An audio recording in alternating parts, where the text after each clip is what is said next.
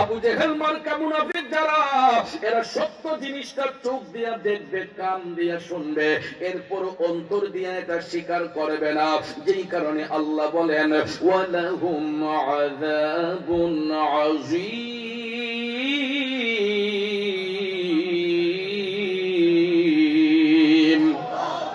ওই সমস্ত মুনাফিকদের জন্য আমি আল্লাহ যন্ত্রণাদায়ক শাস্তি নির্ধারণ করে রেখেছে।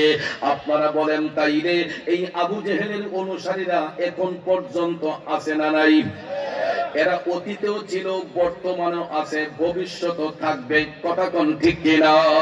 কারণ মুনাফিক যারা হয়, বেঈমান যারা হয়, এরা সত্য জিনিসটা চোখ দিয়া দেখবে, কান দিয়া শুনবে, এরপরও এটা মানবে না। এই জন্য আল্লাহ কয় আমি তাদের জন্য যন্ত্রণাদায়ক শাস্তি নির্ধারণ করে রেখেছে। কারণ আবু জেহেল আমার রাসূলকে দেখার পরেও, আমার নবীর জ্বলন্ত মুজিজা মুবারক দেখার পরেও আমার নবীকে চিনে নাই। না চিনার কারণে পরিণামটা ভালো হয়েছে না খারাপ? ভালো নাকি খারাপ? কেমন খারাপ?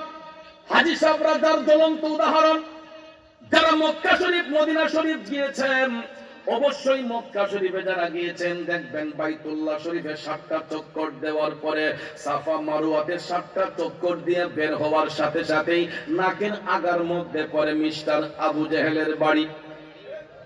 ঠিক না ঠিক?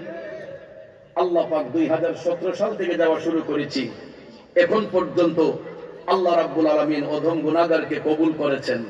নিয়ত করেছি যত বছর বেঁচে যাব আল্লাহ যেন অন্তত বছরে একবার হলো আল্লাহ পাকের সেই পবিত্র ঘর বাইতুল্লাহতে হাজিরা করান। ভাইয়ার আমার, বন্ধুরা আমার, আমি দেখেছি যে হাজী সাহেবের ইস্তেনজার প্রয়োজন নাই, এই হাজী সাহেব দেখছি কোথায় হইলো একটু পেশাব পায়খানা কইরা আসে আবু জেহেলের বাড়ির মধ্যে। কথা কোন ঠিক কিনা? সেখানে গেলে আমি দেখছি ভাই সাহেব খালি এই শব্দ। সবাই পেটটাকে ক্লিয়ার করার জন্য যখন থেকে আবু জেহেলের বাড়ি, তখনই মানুষের মনে হয় আর এটা তো দুশমনের রাসূল।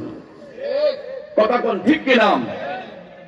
বিয়াদবে রাসূল যারা নবীর দেখা পাবে না, গোলামে রাসূল হইবে যারা নবীজি তাদের ভুলবেন না।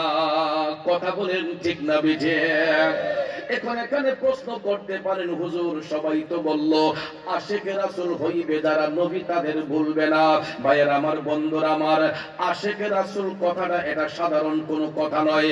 কারণ আশিকে রাসূল কথাটা আমাদের মতো অযোগ্য ব্যক্তিদের নামের আগে বেমানান হয়। কারণ আমার নামের আগে যদি কেউ আশিকে রাসূল লেখে আমি এটার বিরোধিতা করি। কেন জানেননি? কারণ আশিকে রাসূল এটা অনেক উপরের দরজার একটা লকব। ডক্টরেট ডিগ্রি না অর্জন না করে নামের আগে যদি কেউ ডক্টর লেগে, এটা কি মানানসই হয়?